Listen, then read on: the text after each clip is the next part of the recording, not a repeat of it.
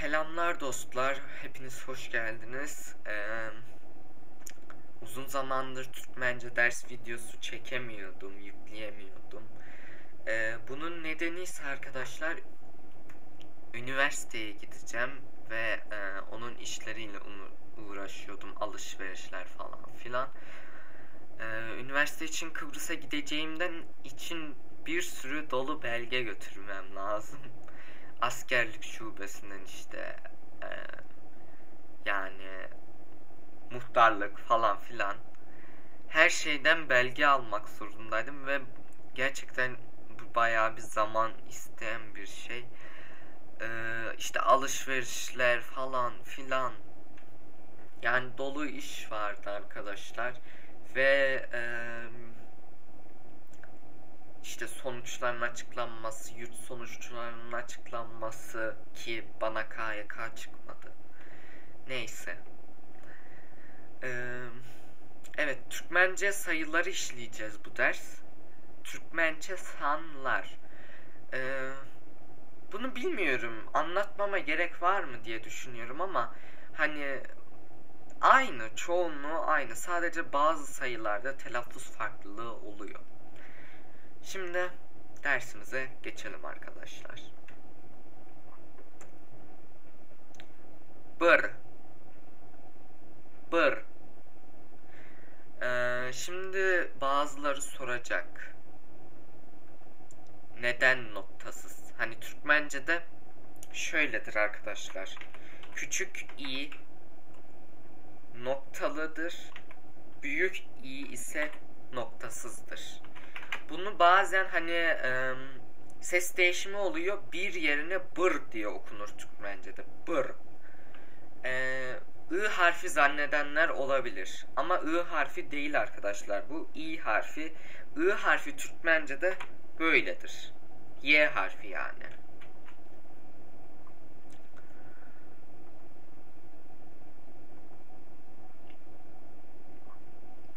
Evet.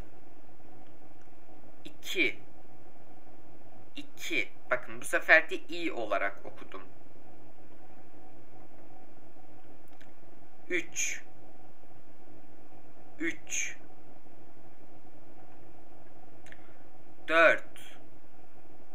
4. 5. 5. Bu kapalı E böyle EA diye okunur. Böyle ağzı yayarak konuşacaksınız. Veya da kısa E olarak okunur. 5. 5. Böyle. Ama genelde 5. 5. 6. 6. Bu ben de bazen anlamıyorum. Hani bu I harfi bazen sadece I olarak okunuyor. Bazen de sadece I olarak okunuyor. Bazen karıştırabiliyorum. Hani sonda olunca galiba hep I diye okunuyor. Ben de pek bilemiyorum orasını. Hani o kadar iyi bir düzeyde Türkmencem yok benim. 7. 7. 8. 8. Ve bilirsiniz peltek olarak okunur. S ve Z'yi genelde Türkmenler peltek olarak okuyorlar. Yani bu şöyle bir şey. Aslında Türkçe protez bir dil. Diş önde konuşulan bir dil ve dil dişe değilerek konuşulur ama bunu sadece günümüzde Türkmenlerde görebiliyoruz bu özelliği. 9. 9. 10. 10.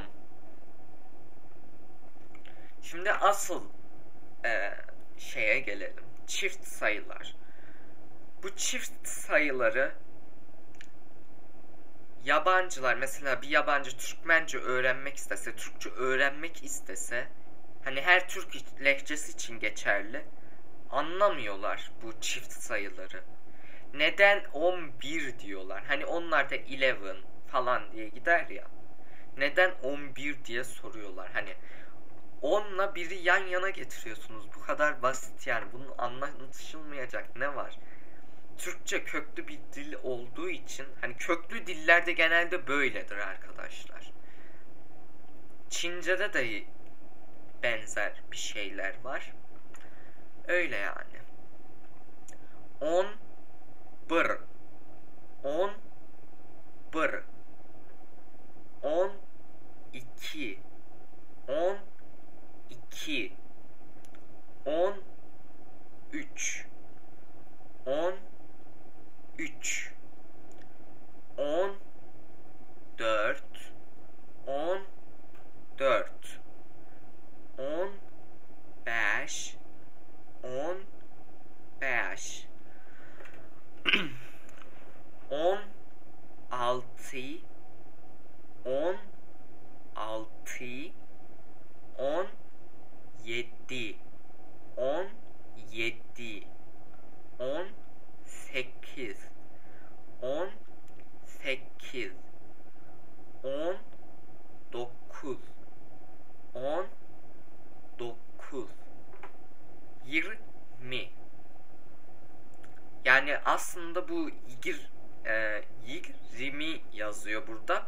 Türkçedeki gibi 20 diye okuyorlar arkadaşlar. 20.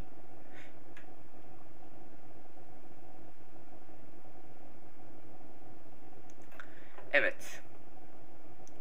Şimdi onluk sayılara geçelim. 20'de kalmıştık en son. Şunu da söyleyeyim.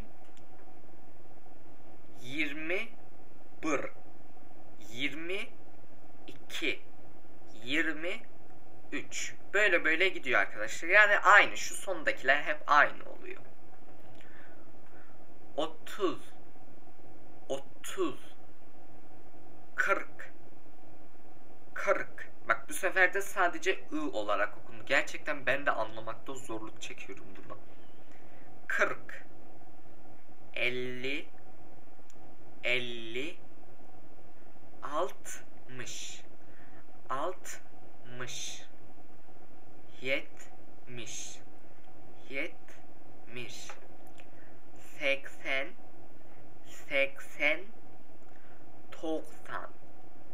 90 100. Buna da geleceğim arkadaşlar. Şimdi bu 100'ü de anlamıyor yabancılar. Yani o kadar kafasızlar ki. Hani 100 Türkmence'de de 100 bildiğimiz surat, bet artık o anlamda. Sayı olarak da 100 var ama anlamıyorlar. Mesela konuşurken hani acaba 100 mü? Hani face olarak 100 müydü yoksa sayı olarak mı? Yani anlamıyorlar. Neden anlamıyorlar? Ben de onu çözemiyorum. Yani anlaşılmayacak pek bir şey yok aslında. Hatta İngilizlere göre Türkçe aslında zor bir dil. Ama bize göre kolay geliyor Türkçe. Öğrenmesi kolay bir dil olarak geliyor ama sonuçta herkese farklı bir dil öğrenmek zordur yani. Fark etmez. Türkçe için geçerli değil bence bu bir tek. Ve dediğimiz gibi 31, 32, 33,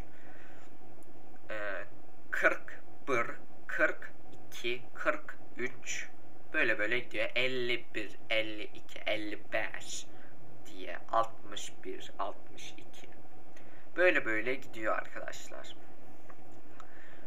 100, 101, 101, 102. Mesela örnek olarak bir sayı veriyorum. 155, 155, 155. 1000 olarak da bu biraz hani duysanız yadırgayacağınız bir kelime olabilir. Münk.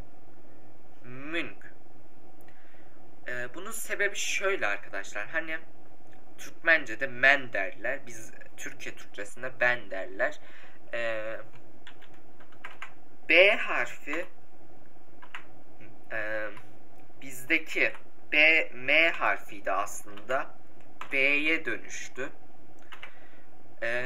Ama Orta Asya'da hala M olarak, Azerbaycan'da falan M olarak hala sürdürülüyor. Bir tek Gagavuzlarda ve Türkiye'de B olarak geçiyor. Ve bu nazal N'de aslında Göktürklerde de var olan bir şey nazal N. Ama arkadaşlar kapalı E yok. Şu kapalı E Göktürklerde yoktur. Sonradan Türkçe'ye girmiş olan bir harftir. Ama bu nazal N hep vardı ve olacak. NG olarak okunuyor. Yani bilirsiniz. Münk. Münk. Mesela Münk bır. Münk bır. 1001 işte. Münk 150. Münk 150. 1150 diye gidiyor arkadaşlar.